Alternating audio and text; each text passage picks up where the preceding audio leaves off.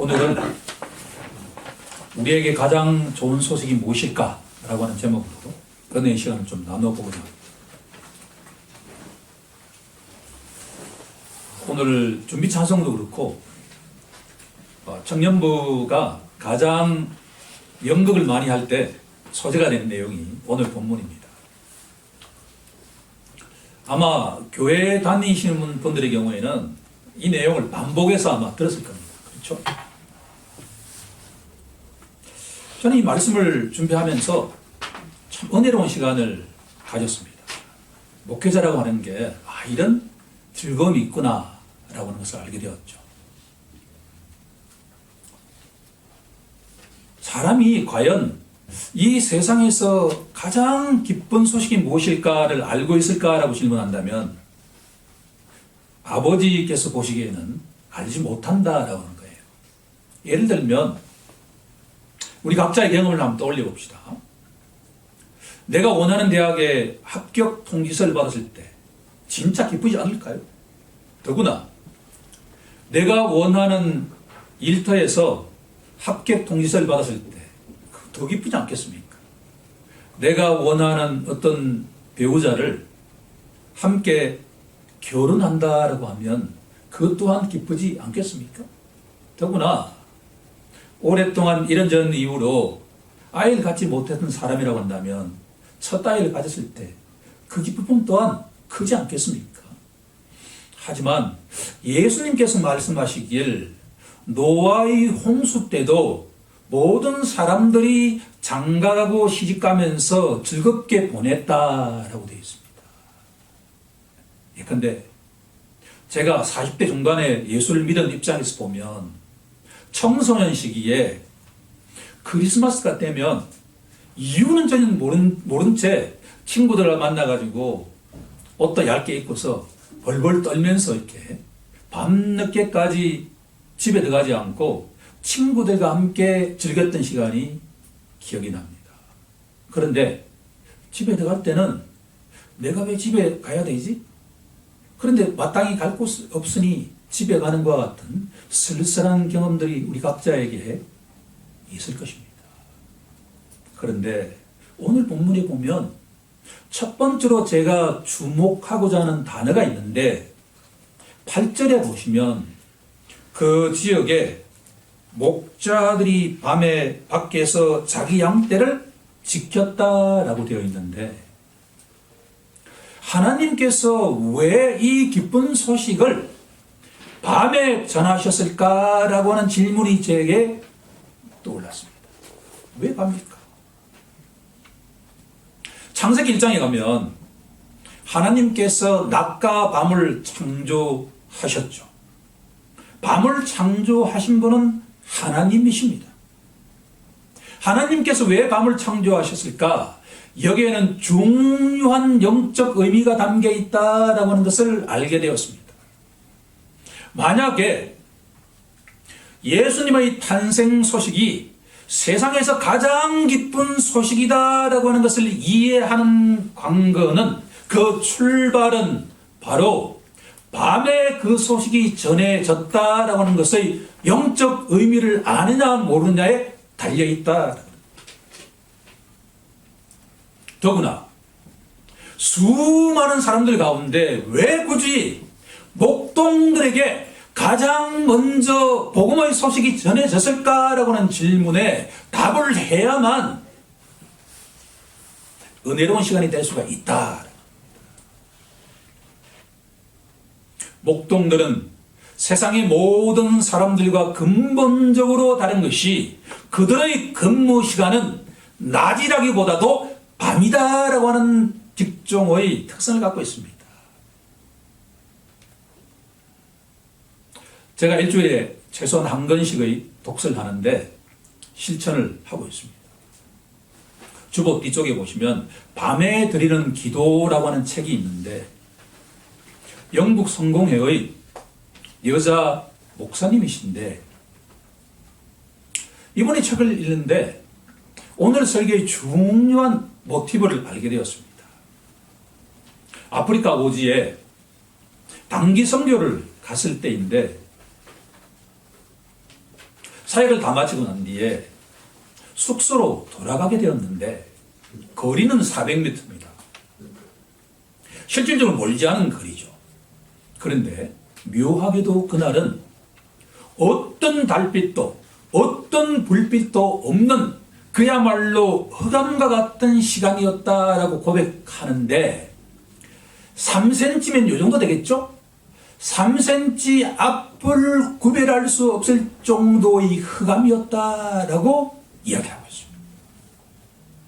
이 네 사람의 선교사 그룹이 400m 떨어져 있는 초등학교에 가야 하는데 3cm 앞을 보지 못하는 상황이 되니까 이 네 사람이 자기도 모르게 다른 사람의 허리를 잡고 걸어가기 시작하는데 유일한 불빛은 오래된 랜턴 하나였다라고 되어 있습니다. 그런데 그 랜턴의 빛이라고 하는 것도 바로 한 발자국 두 발자국 앞만 바라볼 수 있는 과 같은 거리였다라고 합니다. 자, 이렇게 되자 이 네 사람이 바로 저 400m의 거리가 바로 청길 낭떠러지와 같은 머나먼 여행이었다라고 하는 것을 깨닫기 시작했다라고 합니다. 만약에 삐걱거리는 랜턴 소리와 황소 개구리의 소리가 묘하게도 자신들의 그 400m의 거리가 머나먼 순례길을 간다라고 하는 것을 깨닫기 시작했고, 만약에 바로 앞에 있는 사람이 조금이라도 옆으로 걸어갈 경우에는 네 사람이 모두 낭떠러지에 떨어질 수 있는 절체절명의 상황이 되었다라고 이야기를 하고 있다라고 하는 겁니다.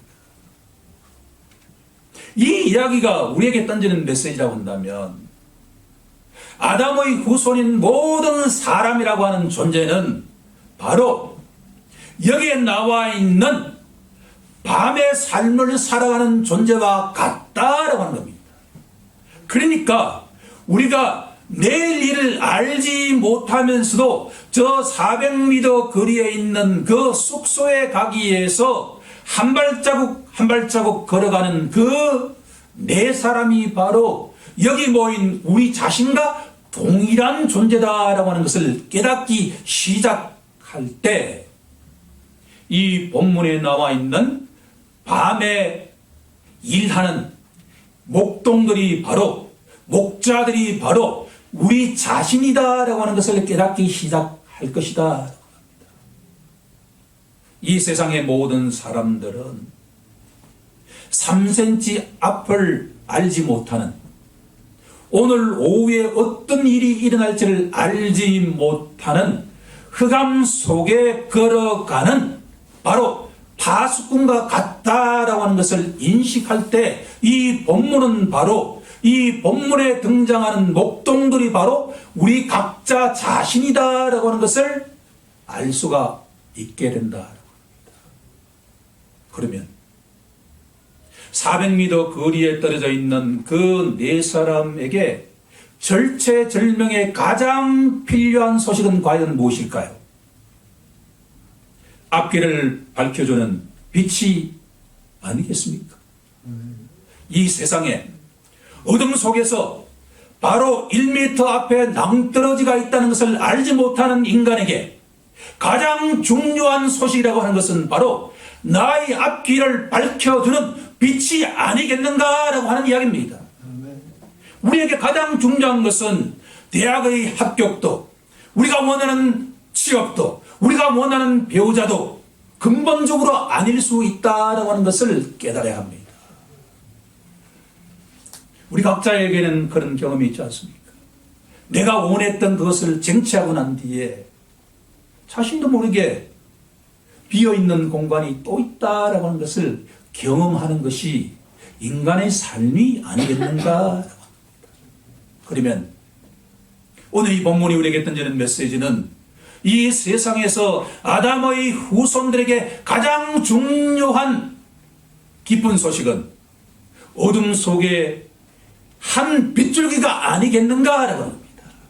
그 소식이 바로 우리의 구주가 이 땅에 탄생하셨다라고 하는 그 소식이다라고 하는 겁니다. 만약에 밤을 지키는 이 파수꾼들인 목동들에게 천사가 나타나지 않았다고 한다면 우리 어둠에 가장 필요한 빛이 무엇인가라고 하는 것을 깨달을 사람들이 한 사람이라도 있겠느냐라고 하는 겁니다. 하나님께서 이 세상을 사랑하사 어둠 속에 헤매고 있는 아담의 후손들에게 천사를 통해서 너희에게 가장 중요한 소식이라고 하는 것은 바로 세상적인 그런 것이 아니라 어둠 속을 헤매는 그 영적 장님들에게 한 줄기 빛이다라고 하는 것을 알려주지 않았다고 한다면 아직도 우리들은 무엇이 가장 중요한 소식인가라고 하는 것을 알지 못하고 살아가는 존재들일 것이다 라고 하는 겁니다. 그래서 이 소식은, 천사가 전한 이 소식은 우리에게 복음인 줄로 믿습니다. 군 뉴스다라고 하는 겁니다.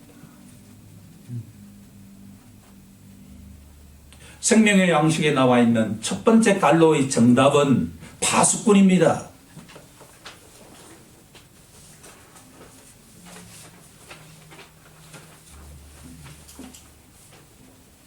이 세상에 가장 좋은 소식은 우리가 공부를 해서 알 수 있는 게 절대 아닙니다. 우리가 노력한다고 해서 알 수 있는 것이 아닙니다. 누군가로부터 예수님이야말로 인간에게 가장 중요한 소식이다라고 하는 것을 전해주지 않으면 그것은 알 수가 없다라고 하는 겁니다. 더구나 저 하늘로부터 하나님께서 이 세상을 사랑하시는 그분이 천군 천사를 보내서 그 좋은 소식을 전하지 않으면 절대로 알 수 없는 존재가 바로 인간이라고 하는 존재다라고 하는 겁니다.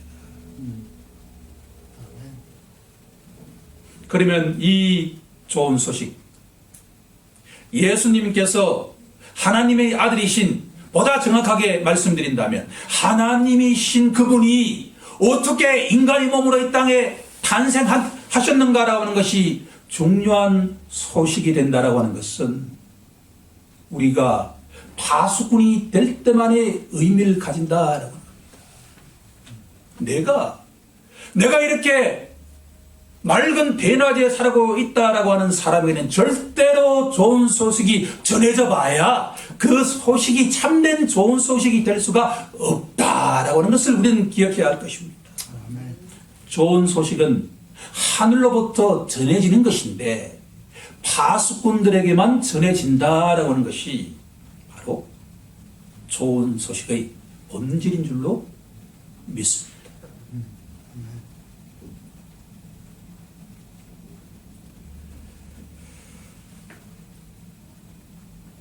자, 본문 속에 다시 한번 들어가 보도록 하겠습니다. 밤을 파수하는 이 목자들에게 천사가 나타나서 소식을 전했습니다.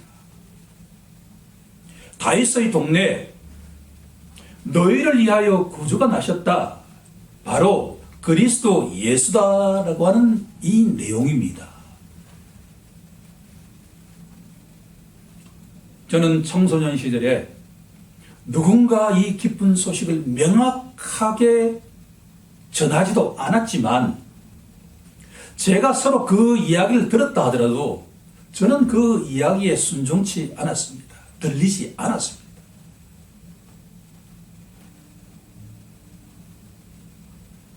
하나님께서 이 목자들에게, 파수꾼들에게 명령하신 내용은 딱 두 가지인데 가서 보라는 것입니다. 너희가 가서 12절에 나와 있는 내용입니다. 가라라고 하는 겁니다. 다윗의 동네인 그 베들레헴으로 가라라는 말씀입니다. 가서 구유에 놓여 있는 그 아기를 보라라고 합니다. 이것이 너희에게 가장 기쁜 소식의 사인, 표적이다라는 내용입니다.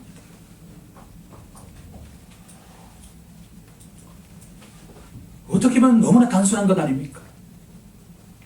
이 세상에서 가장 좋은 소식은 가서 보라라는 말씀인 줄로 믿습니다. 인간의 몸으로 이 땅에 오신 그 아기 예수님을 봐라 보라라고 하는 말씀입니다. 그런데 이 소식이라고 하는 것이 하늘에서는 영광의 찬송이 울려지는 것이고 이 세상에서는 하나님이 기뻐하시는 사람들 중에 평화라고 하는 것이 전파되는 것과 같은 소식이다.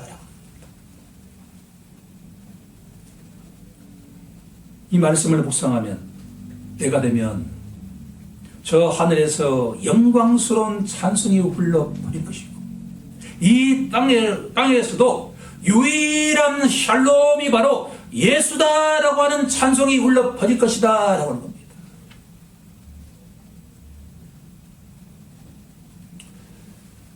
제가 고전음악을 듣게 되면서 똑같은 사람의 작품을 교향악단에 따라서 지휘자에 따라서 연주자에 따라서 연주 시간이 10분간 차이 난다라고 하는 것을 알고 난 뒤에 야 이것이 어떻게 이렇게 매력이 있을까라고 하는 것을 알게 되었습니다. 후르트 뱅글러라고 하는 전설적인 벨린필의 지휘자가 합창교향곡을 라이브로 1953년도 은퇴하면서 지휘를 했는데 제가 가장 좋아하는 CD 가운데 하나가 바로 후르트 뱅글러의 합창입니다.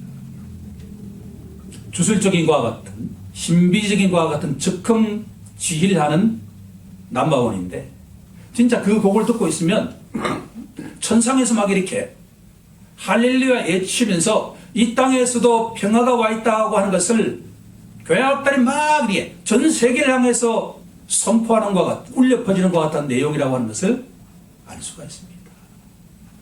그런데 제가 아무리 그 벨린필 교향악단의 연주를 가장 좋아한다 하더라도 이 본문에 나와 있는 것처럼 주님이 계시는 그 천상에서 때가 되어서 하늘에는 영광이요 이 땅에는 평화로다라고 하는 그 합창에 비하면 아무것도 아닌 줄로 믿습니다.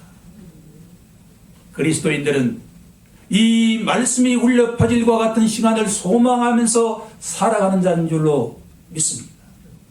우리 함께 다가오는 2020년에도 이 합창 소리를 믿음의 눈으로 소망하면서 살아가길 간절히 축원합니다. 이제 두 번째 내용으로 한번 가보도록 하겠습니다. 이 세상을 사랑하시는 하나님께서는 날마다 천사들을 보내셔서 우리 각자를 보내셔서 이 세상에서 가장 좋은 소식이 예수님의 탄생이다라고 하는 것을 외치지만 실질적으로 이 본문에서 그 말씀에 순종하는 사람은 많이 배운 사람도 아니고 세상의 권력을 가진 사람도 아니고 가장 당시에 천하다고 평가받고 있는 목동이었다라고 합니다.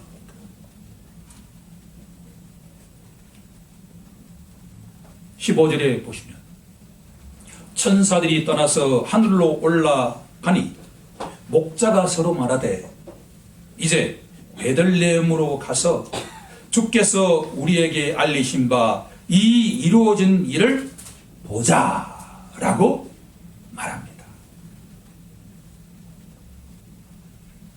두 번째 갈로의 정답은 듣고 순종하는 목동들입니다. 순종입니다.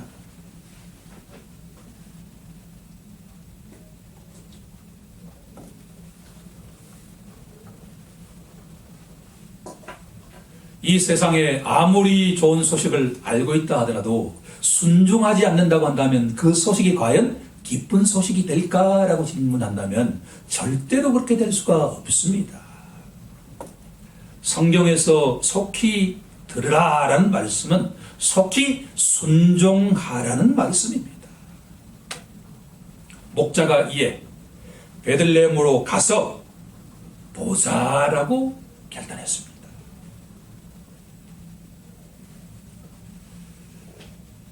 성탄 예배에서 우리에게 주시는 두 번째 가장 중요한 메시지는 믿음의 눈으로 예수님의 탄생하셨다는 것을 가서 보는 자가 되어야 할 줄로 믿습니다.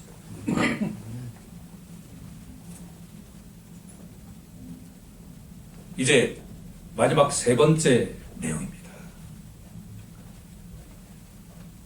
예수를 믿는다라고 하는 것은 바로 이 세상에서 가장 중요한 소식이 예수라고 하는 것을 인정하는 자이고, 믿음의 눈으로 그분이 이 땅에 인간의 모습으로 오셨다라고 하는 것을 가서 본 자인데, 그것을 인정하는 자가 해야 될 일은 뭔가 하니 바로 일상으로 돌아가는 자인 줄로 믿습니다. 세 번째 내용은 일상입니다.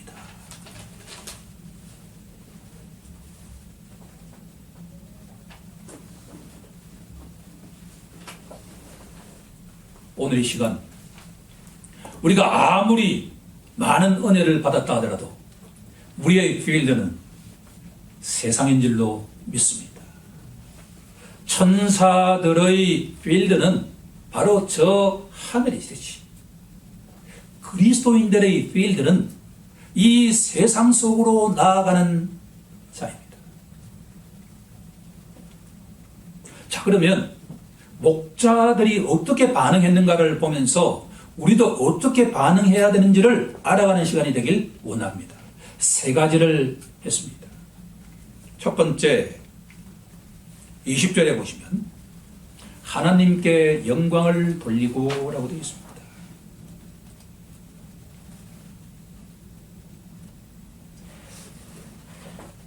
너희가 먹든지 마시든지 무엇을 하든지 하나님께 영광을 돌리라. 두 번째, 찬송하며. 세 번째, 돌아갔다라고 되어 있습니다. 자, 그러면 목자들은 이 깊은 소식에 순종해서 태어나신 아기 예수님을 보고 난 뒤에 자기 일터로 돌아갔다라고 되어 있습니다. 그러면 그리스도인들이 이 성탄절 예배를 드리고 난 뒤에 우리 역시 돌아가야 된다라고 합니다. 그러면 일상적으로 돌아가고 난 뒤에 무엇을 해야 될까라고 질문한다면 세 가지를 해야 된다라고 합니다. 첫 번째는 감사해야 될 줄로 믿습니다. 우리의 삶 속에 이 목자들처럼 우리는 날마다 감사하는 자가 바로 아기 예수님의 탄생을 가서 보고 믿는 자가 해야 될 첫 번째 반응인 줄로 믿습니다.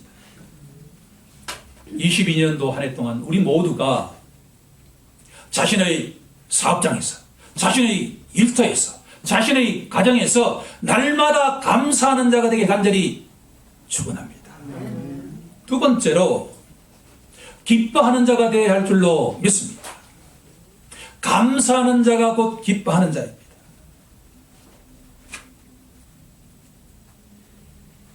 그런데 우리가 한 가지 기억해야 할 것은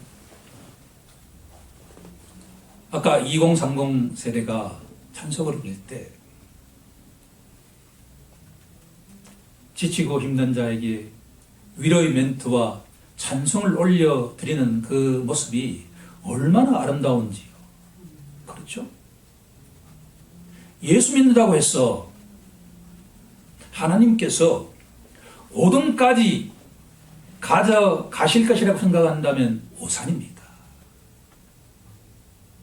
요한계시록 20장에 가게 되면 새 하늘과 새 땅에는 밤이 없습니다. 흥미롭죠. 성경 전체는 낮과 밤이 한치의 오차도 없이 반복이 되지만 예수님이 재림하시는 그 순간에 새 하늘과 새 땅이 임한 순간에 밤은 사라진다라고 합니다. 그 이유가 무엇일까요? 저 태양이 아무리 강렬하다 하더라도 우리가 믿고 의지하는 아버지 하나님께서 창조하신 피조물이 아닙니까? 그렇다면 우리가 직접 주님을 바라보는 그 빛과 함께 살아가는데 빛이 가면 어둠은 사라지지 않습니까? 그렇죠. 그러니까 밤이 있을 필요가 없지 않습니까? 하지만 우리가 아무리 예수를 믿고 그 기쁜 소식을 접했다 하더라도 우리 삶에는 밤이 필수적이다라고 하는 것을 기억할 필요가 있습니다. 그러면 이 팬데믹도 너무나 자연스럽게 받아들일 필요가 있다. 우리 세상 속에서 그리스도인들이 예기치 못한 폭풍을 만난다 하더라도 우리들은 감사하고 기뻐해야 된다라는 말씀입니다. 따라서 감옥 속에 있는 사도 바울은 그 철창 속에서도 감사와 기쁨이 올라오기에 자연스럽게 흘러나오는 것이 오늘 우리 2030 세대가 찬송했던 것처럼 감사하고 기뻐하는 자는 자신도 모르게 찬송이 울려 퍼진다. 세상에 아무리 팬데믹이 지속된다 하더라도 우리의 심령 속에 감사와 기쁨이 충만해진다고 한다면 그칠 수 없는 것이 바로 기쁨의 찬송인 줄로 믿습니다. 우리에게 가장 중요한 것은 바로 여기 본문에 나와 있는 목동들처럼 우리 삶 속에서 찬송이 충만한 생활이 되어야 할 줄로 믿습니다. 이제 말씀을 정리해 보고자 합니다.